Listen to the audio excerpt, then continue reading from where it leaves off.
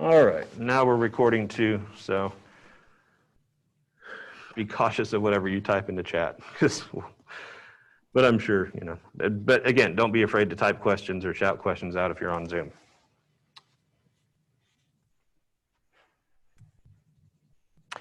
Like I said, we're going to try to focus more on content creators rather than content distributors. But as we talked about on Monday, it's getting kind of difficult to tell the difference between a content creator and a content distributor anymore. Certainly something like Netflix was specifically a distributor, Hulu was specifically a distributor, and then all of a sudden over the past few years, they've started creating their own content, their own shows, their own movies, and oftentimes pretty high quality stuff, critically acclaimed shows, critically acclaimed movies. So it would be incorrect to say Netflix is just a distributor anymore. They are certainly a content creator. Some other terms we'll talk about this semester, the difference between mass media and niche media. Mass media is entertainment, or really kind of any kind of media, it could be information as well, but mostly entertainment that is designed to be palatable to a large, nameless, faceless audience. So if you think of, I'm really not that old, I promise, but I can remember growing up. It's going to sound like the grandparents who told you they walked 12 miles through snow to get to school. But when I was growing up, I can remember the few terrible years before we got cable, where it was just the three networks, where it was just ABC, NBC, and CBS. And the programming block for those three major networks was fairly similar. You woke up in the morning, 7 o'clock or so, and you saw your local news. Each of the three major networks, depending on the size of your hometown, probably had at least one local news station affiliate in your hometown. So you could choose which local news you wanted to watch, and that probably went from 6 a.m. to 9 a.m., maybe 10 o'clock. And then for all three of those major networks, the affiliates in our hometowns, the scheduling was pretty much the same. After the news was over, you probably saw game shows from about 10 o'clock in the morning to noon or 1 o'clock in the afternoon. And then after the game show's over, anybody here in attendance want to guess what was next from about 1 to 4? Cartoons? News, not yet. They'd replay the news probably about 5 or 6 in the evening. Sitcoms. Not quite sitcoms. Those were still prime time. Soap operas. After the game shows were over, we all watched soap operas from about 11 o'clock to 1 or 2 in the evening. And then you may have gotten some reruns of sitcoms, but that was basically the schedule. You wake up with news. If you're lucky enough, you can find, if you're a kid growing up, if you're lucky enough, you can find a kid show that will show some cartoons. But that was pretty much what PBS was for. You had the three networks in PBS. You could probably find some cartoons on PBS. And then after the news, you had game shows. After the game shows, you had soap operas.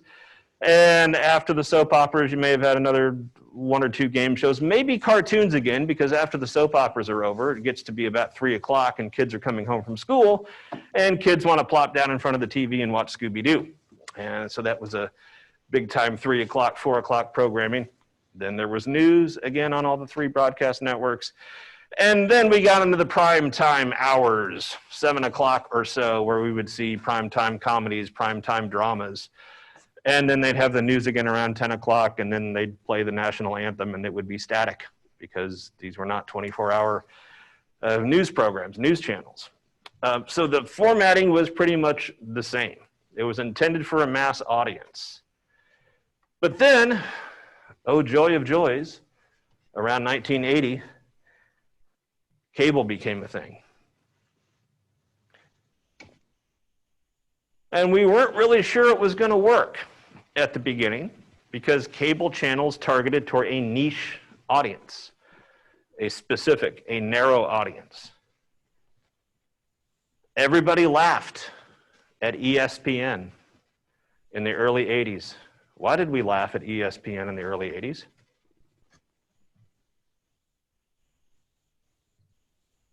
Who wants to sit around and watch sports for 24 hours a day? Turns out a lot of people. Yeah. Turns out we shouldn't have laughed. Turns out that concept actually worked. But before ESPN came along, if we wanted to watch a baseball game, well, obviously if you wanted to watch a football game, it was on. I'm reconnecting my headphones. What's that?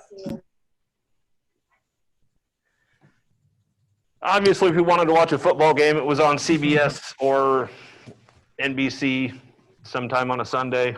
You had Monday Night Football, of course. But if you wanted to watch a baseball game or an NBA game or a college basketball or football game, obviously college football is on Saturday, they generally were on at a very specific time and mostly on the weekend. The weekend was for sports.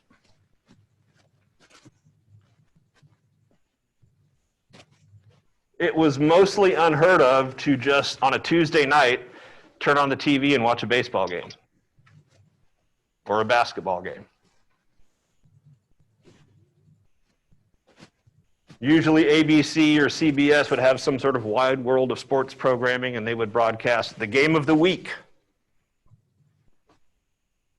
on a Saturday. But just turning on the TV and watching a baseball game on a Tuesday night or a basketball game on a Wednesday night, NBA game, that was very unlikely. And then when ESPN came around, folks said, well, you're going to oversaturate the market with sports. Nobody wants to sit around and watch sports all day. And the early ESPN, I mean, ESPN was fairly poor in the early days. They didn't have Major League Baseball. They didn't have, certainly, contracts with the NFL. Early ESPN was basically rodeo, tractor pulls, and pro wrestling. And not the Vince McMahon kind of pro wrestling either. More local pro wrestling. So ESPN struggled a bit with the sports that they could broadcast, but what actually turned out to be a hit was SportsCenter. Their 30-minute show that recapped the day's scores and highlights.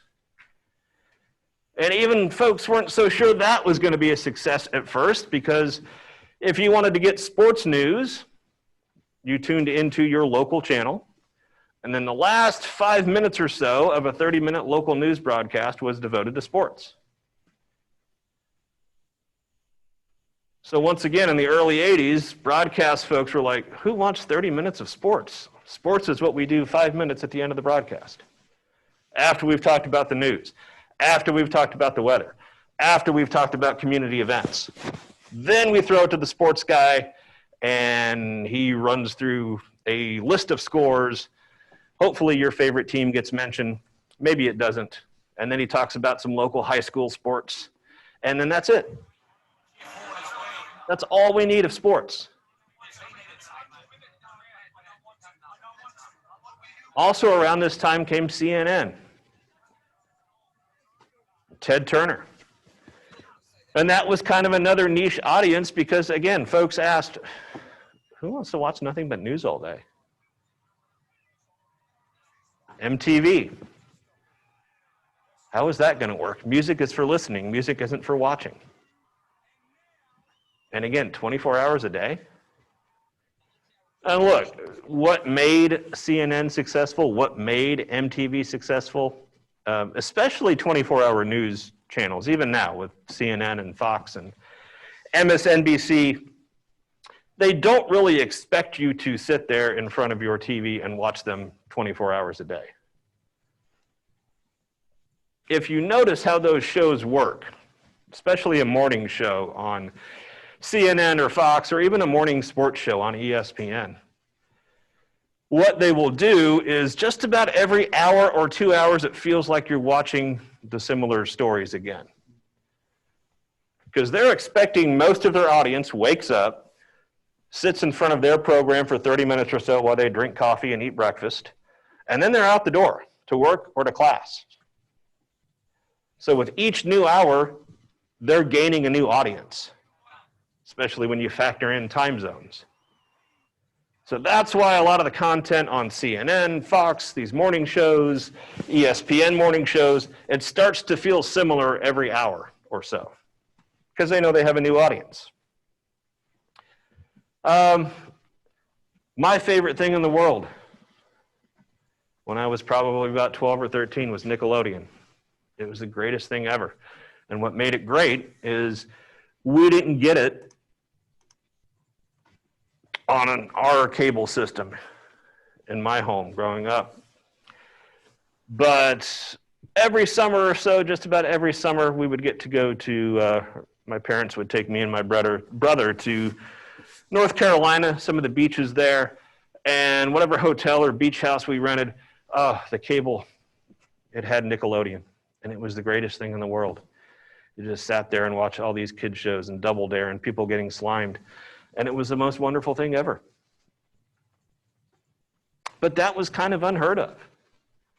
A channel just for kids? We don't need a channel just for kids because we have Scooby-Doo at 3 o'clock. And then once the cartoons are over, kids go away angry because their parents want to watch the news. That's how TV viewing should be. You should only really be happy about what's on TV for an hour or two out of the entire day.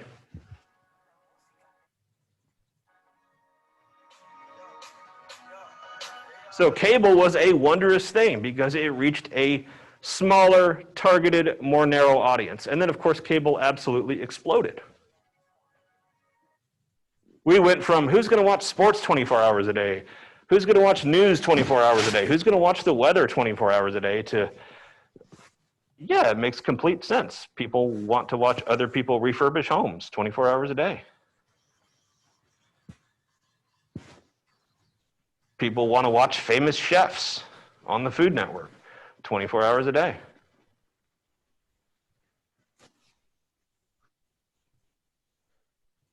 But that also led to one of the problems with cable, right? By the time we got into the late 90s and early 2000s, it wasn't just MTV, CNN, ESPN, and a few others. It's 100 cable channels, a couple hundred cable channels.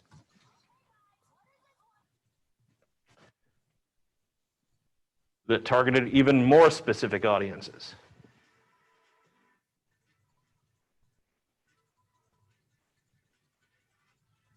There was Nick and Nick Jr. And I thought, isn't Nick Jr. enough?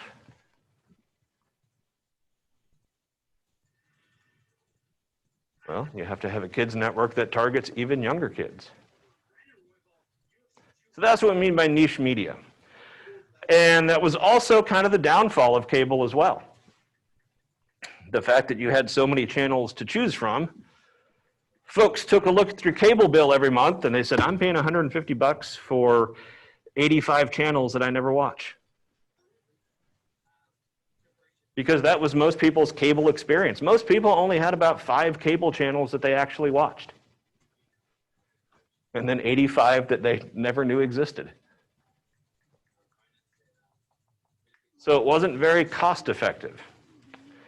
We'll actually talk a little bit later, maybe today, maybe Friday during our Zoom session, about what really was responsible in the beginning for ending cable and broadcast TV as we know it.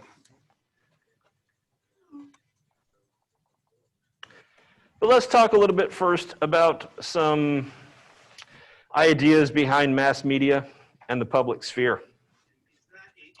So the public sphere is just any kind of space for public debate. It could be this classroom right here. It could be the large crowds that have, I'm sorry, Michael, yeah, go ahead.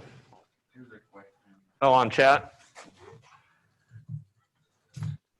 Hang on, chat, I'm getting to you. Oh, there's a lot of chat questions. Days of Our Lives, yes. I used to watch that. That was my mom's favorite soap opera, so we had to watch it. Gilligan's Island is still lit, yes. Check my mic. Is my mic not working? You're talking about people on here that aren't muted. There's a bunch of people watching that aren't muted, and so they're doing stuff and we can just hear it all. Oh, so you're asking them, not me. Okay. Yeah, if you're doing other things or have a TV or music playing, you might want to make sure you're on mute. Which, if you're since you're the host, you can actually force mute everyone.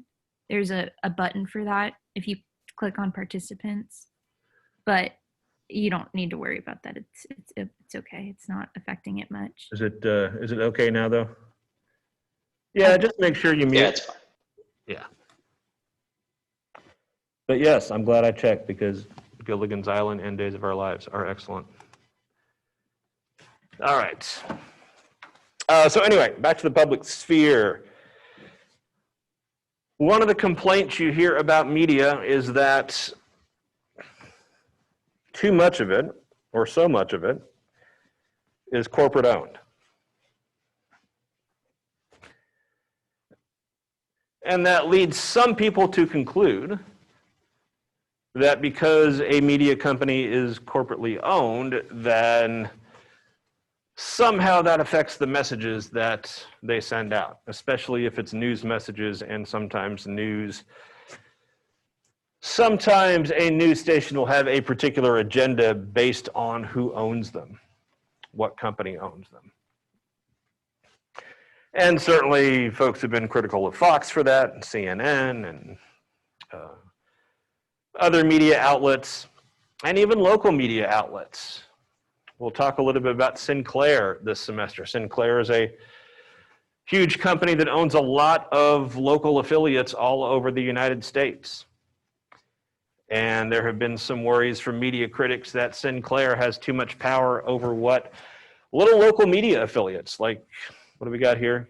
K-Ags and Brian, and what's the other one? KBTX, I think, that's in College Station. What's that? Yeah.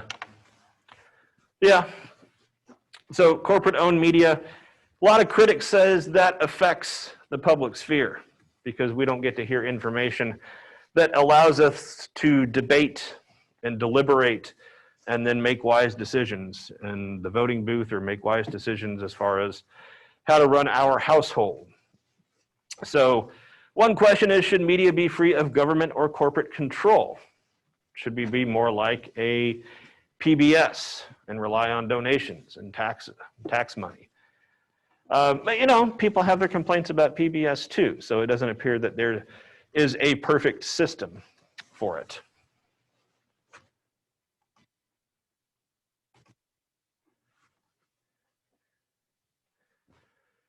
I said we're going to talk an awful lot about media creators. And we're going to discuss 3 different perspectives on how media creators work in their environment. And mainly these 3 different ideas or 3 different theories are going to revolve around how much agency or independence a media creator has in her own environment. So do journalists have freedom? Well, I've worked in a couple of journalists, I guess, enterprises before. I've worked at a cable news station for about a year. I worked at an online journalism tech site for about a year during my graduate days. And I certainly think it is correct to say that journalists can pitch an idea for a story. And oftentimes, if producers and news directors agree that it's something worth pursuing, that journalist will get the green light. But as stations become more corporately owned, we have to ask ourselves, are journalists given assignments to help further a particular station's agenda or the corporate overlord's agenda? So the question to be asked is, at this point, do journalists actually have autonomy, or do they just become cogs in the corporate machinery? And either extreme is probably incorrect. The truth probably lies somewhere more in the middle.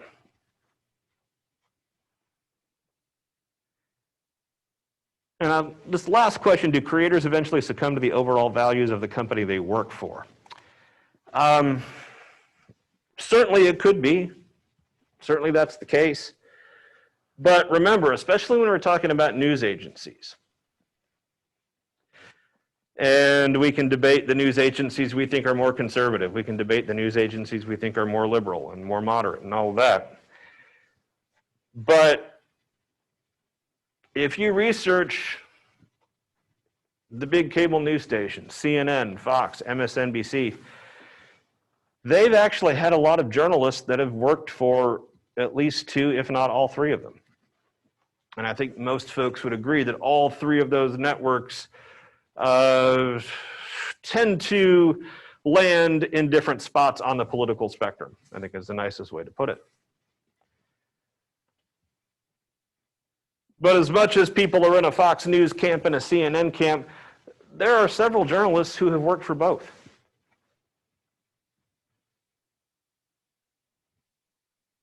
Several reporters, several writers who have worked for both. And if you consider CNN liberal and you consider Fox News conservative, well, does a journalist automatically, if they leave CNN for Fox News, automatically go from being a liberal person to a conservative person? I think the better answer is that CNN and Fox News have a lot of money to pay journalists. And CNN and Fox are competitors. And if one can get a journalist from the other network, it's quite the coup for them. And if you're a journalist, much like any other job in this country, if you get a better offer from a different company, you're probably going to take it. An offer that has more money, an offer that has more security, an offer that has a higher profile. If you're a beat reporter at CNN and your job is to travel to all points of the globe working on stories, and you miss your family, you don't get to see them much, and Fox News says, hey, we'll pay you more than CNN does, and we'll make you an anchor. So all you have to do is sit behind the desk and report news, and you can go home to your family every night. A lot of folks are going to take that position, and same as vice versa, right? If CNN makes that offer. So a lot of journalists, we tend to call them this or that, this side of the aisle, that side of the aisle. They're a liberal journalist, they're a conservative journalist. I think it's better to say that most, and yes, there are some journalists, some opinion-based journalists that are hardcore right, hardcore left, absolutely. But I think it's more correct to say that your average journalist on a local network or a national network, they're just looking for the next best offer. Think of how many reporters who've jumped from CBS News to NBC News to ABC News. So we're just looking for the best offer.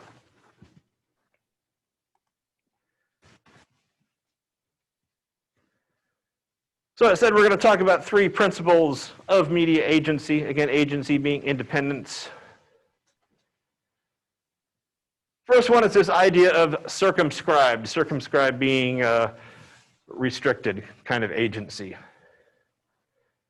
That if you are a journalist,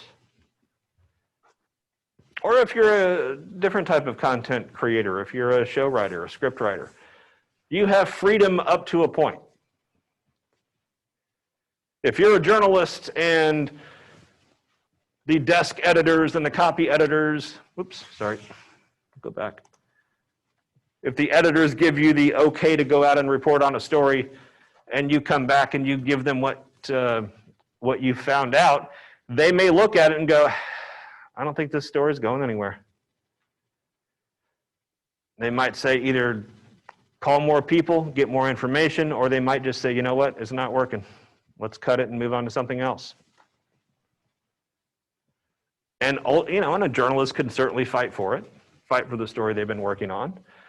And I would argue that the better the reputation of the journalist, the more cachet that journalist has, they probably have a better chance of getting their story aired or printed, as opposed to a newer journalist.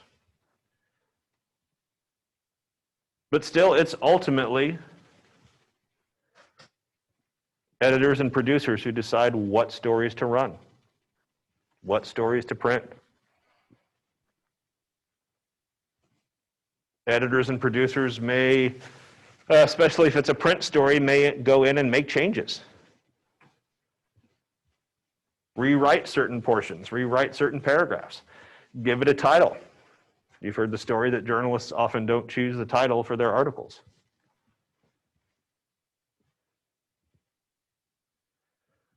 The editors also decide where to place the publication. So if you're a newspaper reporter, the editor is going to decide whether your story gets front page, middle page, somewhere at the end of the sports section, even if you're not a sports story. They decide placement. If it's a TV network, then the producers are going to decide where your story gets aired. You're hoping it's the top story, but it might not be. That's not the journalist's call. That's the producer's call, the director's call. If you're writing a sitcom, if you're writing a drama,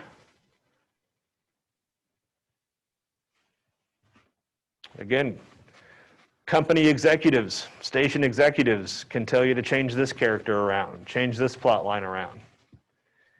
And you can stand up for yourself. You can say, no, this is my script.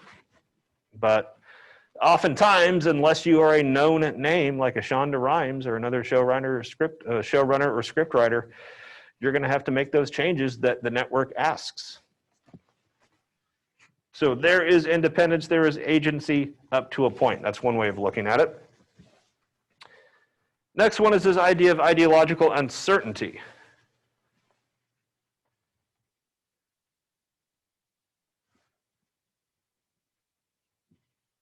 How many times does a network think they have a hit on their hands and it turns out that no one wants to watch it?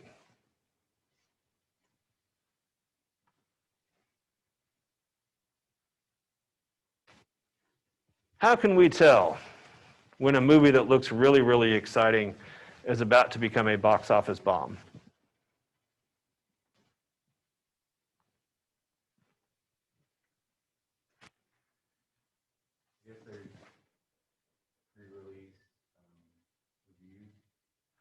Certainly there can be reviews, yeah, before it's released, and critics may not like it. But if the stars of the movie start doing press, and they talk about it, but they don't talk about it in glowing terms. You see there are delays.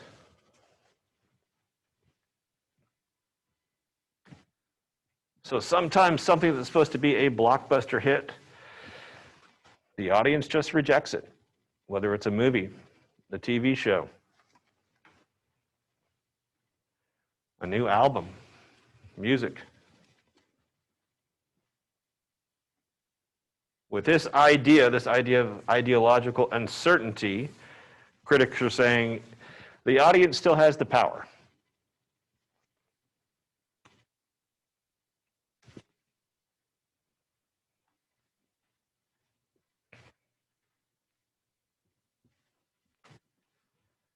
Also talking about biases, preconceived notions, attitudes.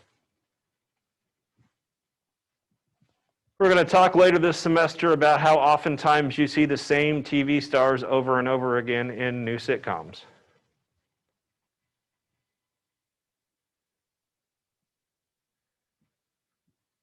Once an audience gets used to an actor or actress in a TV show, and they find out that there's a new TV show with that same actor or actress, they're more likely to watch.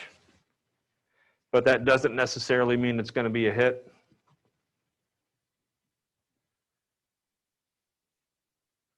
And oftentimes, it depends on which actor or character from a show gets into it. Think of all the spin-offs. Some have worked, some haven't.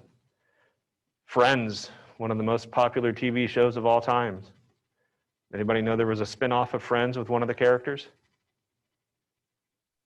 Yeah, it was with Courtney Cox, right?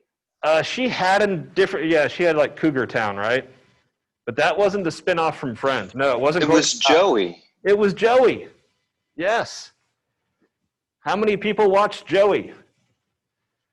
The correct answer, nobody. Joey didn't even watch Joey. Joey's mom didn't even watch Joey. As huge a success as Friends was, you would think that any of those 6 characters, if they got a spinoff, that spinoff would be successful as well. Joey was not. Turns out people didn't want to watch just Joey for 30 minutes. They wanted to watch Joey interact with the other 5 friends.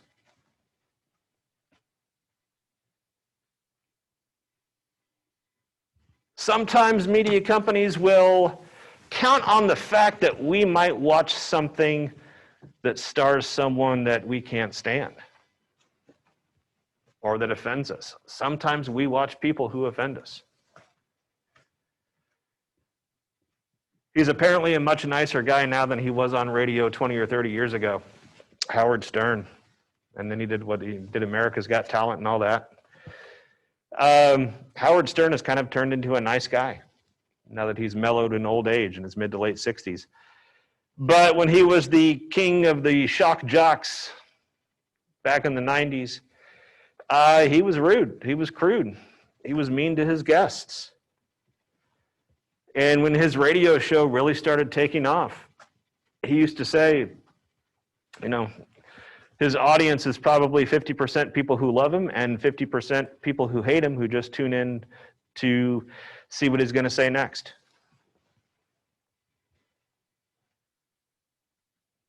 Some folks like being offended with their entertainment.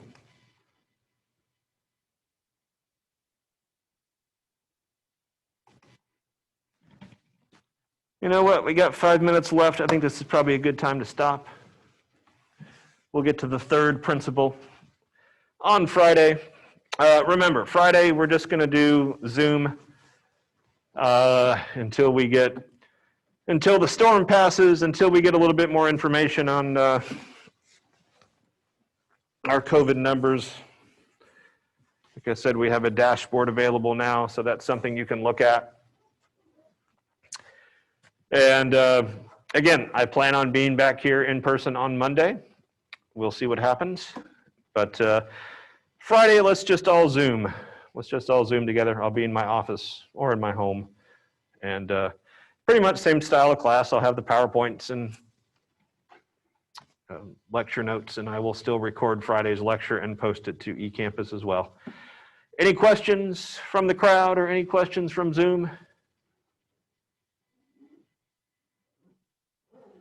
All right, thank you all. Wait, somebody had a question in the chat. Oh, let's see.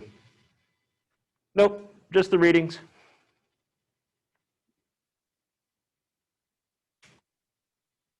Shonda Rhimes killed off all their, yeah, I mean, Shonda Rhimes was Game of Thrones before Game of Thrones.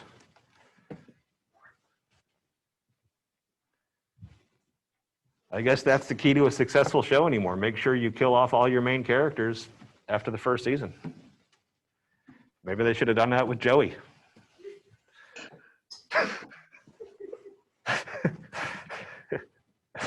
All right, take care, everybody.